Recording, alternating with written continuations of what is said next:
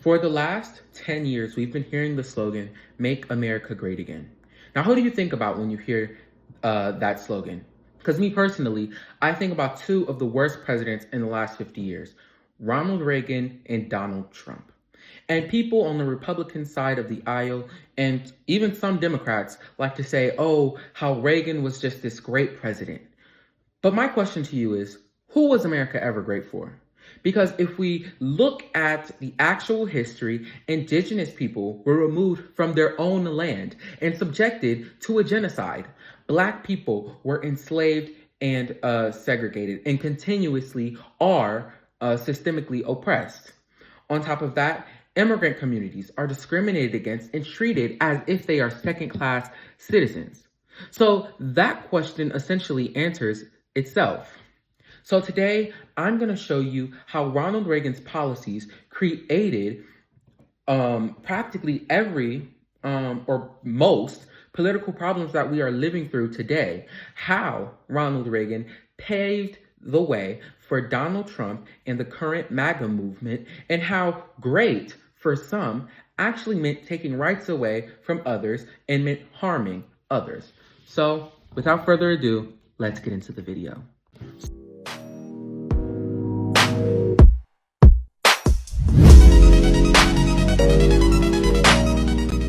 So Ronald Reagan sold a story to white voters in America. Smaller government, freer markets, a stronger America. For a lot of people, specifically white people, white wealthy voters, it felt like a revival. But for everybody else, for the minorities, for the people of color, and so on and so forth, it was not a revival. In fact, it was a rollback. Because here's the thing, political rhetoric becomes policy. Words like freedom and individualism, they get turned into tax cuts for the richest people in the biggest corporations, deregulation, and a tax on public institutions. And when power is already uneven, the results are predictable, right? So first, let's get into Reaganomics as far as Ronald Reagan's policies, because this is one of the most famous and things that people like to praise the most. So the idea was simple: tax cuts on cutting taxes for corporations and the wealthy, removing regulations, and the benefit would trickle down to everybody else. Now it sounds nice, and it sounds nice in practice, but here's the thing that actually happened. In 1989, up to 1%, the top 1% of Americans held 42% of the nation's wealth. The bottom 90%, however, owned just 23%. That's not an accident. That was his policy choice, right? And in 1978 and 2021, the average worker was earning up to 18% of the company's wealth, while we see the CEOs getting 1,460% of the company's wealth. In 1980, CEOs made about 36 times what workers made. You want to know what it is today? 400 times. Let that sit for a second. 400 times, right? So this happened because Ronald Reagan's policies removed guardrails, corporate tax cuts, financial deregulation, and a war on organizing labor. That created the largest redistribution of wealth that we have ever seen in this country. Also, he broke up unions, and we have to talk about the war on labor. It was absolutely horrible.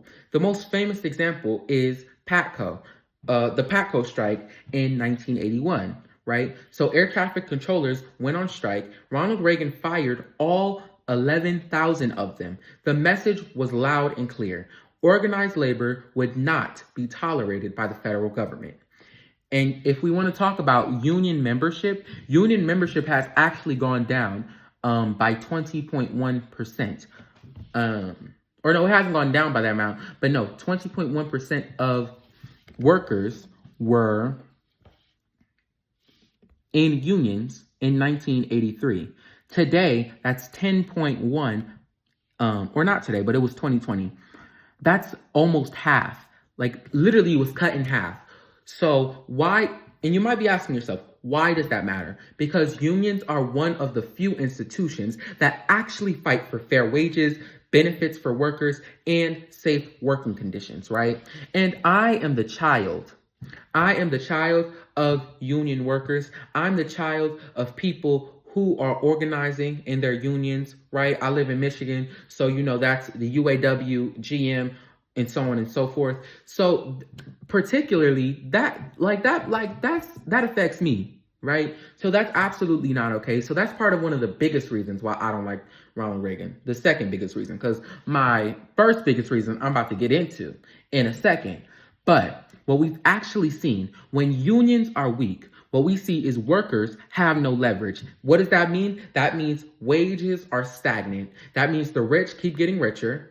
And that means that all of us are paying the price of it, right? Workers are paying the price.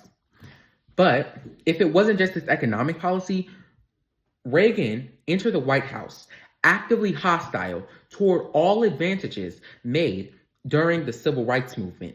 In 1981, he tried to restore tax exemption status for Bob Jones University, a school that banned interracial dating, but also refused to admit Black students. So when people called him out for this, he said that he was just supporting private institutions. In 1982, he opposed the renewal of the Voting Rights Act. He only signed it after he got public scrutiny, and the public scrutiny got too intense, right? Also, if we want to talk about that, he appointed William Bradford Reynolds, someone who was openly hostile toward affirmative action, to lead the Civil Rights Division of the Department of Justice. The message was clear since day one of Reagan entering the White House. The federal government would no longer be a tool to protect Black Americans from discrimination. And it told them, don't look to Washington for help. Don't look to Washington to enforce these laws that your state should be enforcing. You're on your own. Now, before I get into my next point, I want to make very clear, I'm a Christian. I'm very churchy. I love the Lord. I stay in church. Every Sunday I go to church. I have a great relationship with God. Now, that's not my criticism of the next thing. I want to make that very clear. That's not my criticism. I love when people are Christian. I love that. But what I want to talk about is Christian nationalism, because I believe Christian nationalism is actually unbiblical, and I want to do actually a whole nother video on this, breaking that down. So stay tuned for that. But here is what Reagan did. He brought the Christian right into the political mainstream. He embraced their rhetoric and gave organizations like the Heritage Foundation a seat at the table. The very same Heritage Foundation that just 2 years ago gave Donald Trump his playbook, his Project 2025, which was an authoritarian blueprint for Donald Trump's second term, right? And he's actively enforcing this. So Ronald Reagan, he may not have created them, but he legitimized their stand in the Republican Party and their stand in conservative spaces. Now, he showed that you could mix conservative Christianity with radical economic policies and anti-government sentiment and actually win elections. That alliance with things and organizations like that, now they are dominant in the Republican Party, and it's pushing policies that would make Reagan look moderate. Now, here is the biggest point I want to make here. Here's my through line. Reagan's policies recreated the GOP in Ronald Reagan's image by prioritizing wealth concentration, deregulation, and a cultural coalition that merged Christian conservatism with nationalist rhetoric. Now, Donald Trump did not come from nowhere, right? He capitalized on the groundwork laid by Ronald Reagan from over 40 years. So Make America Great Again, it's basically just trying to sell nostalgia. But you may be asking, nostalgia for what? Nostalgia for a time when the people in power would pretend that everybody else didn't exist. But also, my question is, when was America great? Was it great when Indigenous people were removed off of their own land, put on reservations, and subjected to a genocide? Was it great for Black people who were enslaved for over 250 years? If we look at the whole of American history, 400 years, when Black people were segregated from American society for over 100 years, or when it continues to systemically oppress today? Was it great when every immigrant group that came here was discriminated against, exploited, and treated as a second-class citizen?